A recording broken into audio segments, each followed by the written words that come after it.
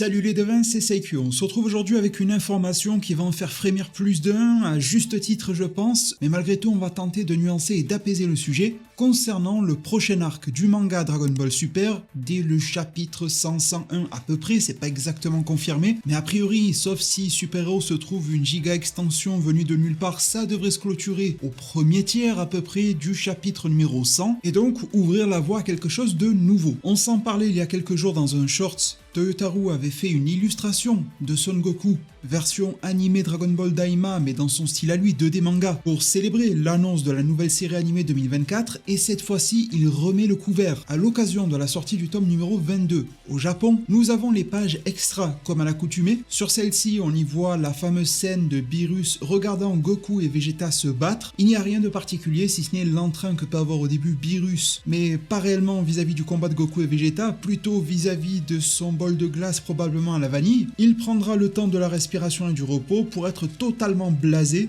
ce qui fait un petit peu écho à ma situation et à nombreux d'entre vous vis-à-vis de la redite de l'arc super-héros. Évidemment Toyotaru ne l'a pas pensé ainsi, mais je trouve que le parallèle est assez drôle. En plus de ces pages-là, nous avons eu la couverture alternative du tome numéro 22, même si j'en peux plus de super-héros, je trouve qu'elle est plutôt réussie, mais par-dessus tout, cette nouvelle illustration, 100% Dragon Ball Daima, nouvelle, de la part de Toyotaru également, avec Goku et Vegeta qui crèvent l'écran malgré le fait qu'il soit rétréci, l'un se préparant à attaquer avec son bâton magique, l'autre à l'aide de son canon Garrick. Alors visuellement, à part la main avant de Goku, tout cela me plaît très bien, mais la question n'est pas de savoir si ça nous plaît ou pas. La question est de savoir si finalement ce prochain arc de DBS ne sera pas une sorte de préquel ou quelque chose de la sorte vis-à-vis de Dragon Ball Daima. Pourquoi est-ce que la question se pose un petit peu plus ici, maintenant, et non pas lors de la précédente illustration? C'est car l'ancienne était postée dans le contexte de l'illustration mensuelle de la part de Toyotaru sur le site officiel de Dragon Ball, tandis que là, celle-ci est intégrée à l'intérieur d'un tome de Dragon Ball Super, le 22e, potentiellement celui qui pourrait précéder le nouvel arc, avec en plus l'inclusion du logo de Daima, le logo tout à fait officiel, d'ailleurs j'espère qu'ils vont le changer, l'améliorer, faire une V2, mais bon on verra plus tard. La mise en page, la mise en forme n'a rien à voir avec la précédente illustration, ce que l'on a là pourrait très bien être une page d'ouverture, de couverture de chapitre.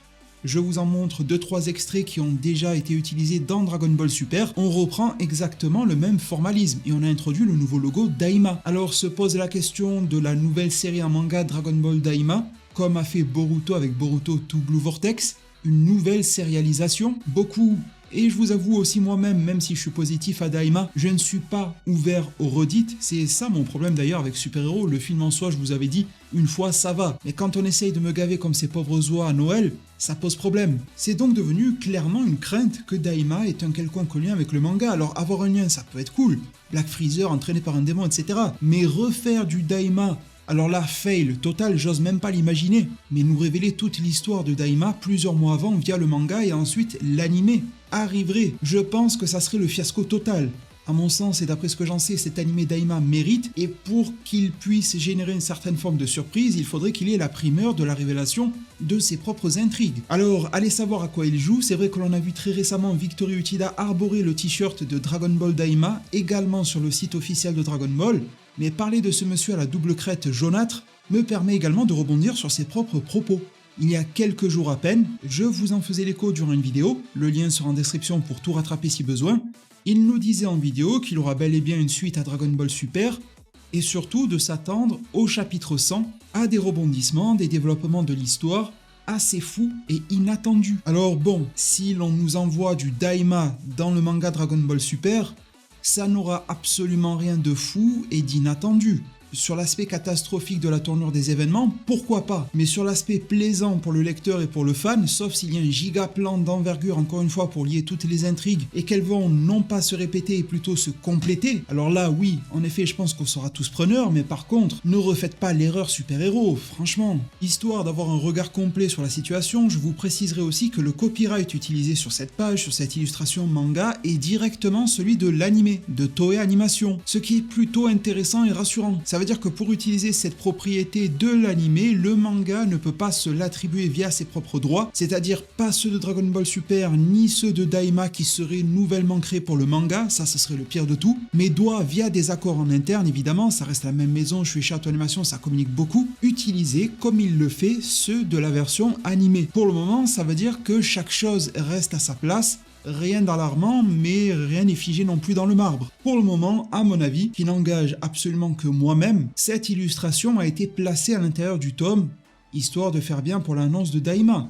Il n'y a pas écrit dessus que ce sera le nouvel arc ou quoi que ce soit. Toyotaro a bel et bien écrit dessus que cela sortira en 2024, ça semble très promotionnel donc pour le prochain animé, et dans ce contexte-là, l'illustration de Toyotaro, je la valide totalement. Malgré tout, je peux comprendre les personnes chez qui la crainte a été rehaussée. Personnellement, je reste axé sur le fait que le prochain arc du manga Dragon Ball Super sera autre chose que Dragon Ball Daima. Au maximum, il aura des liens avec Daima, mais ne sera pas une sorte de redit de Daima. Mais bon, quand le Spider-Sense s'alerte un petit peu, on a de quoi se poser des questions, elles me paraissent légitimes.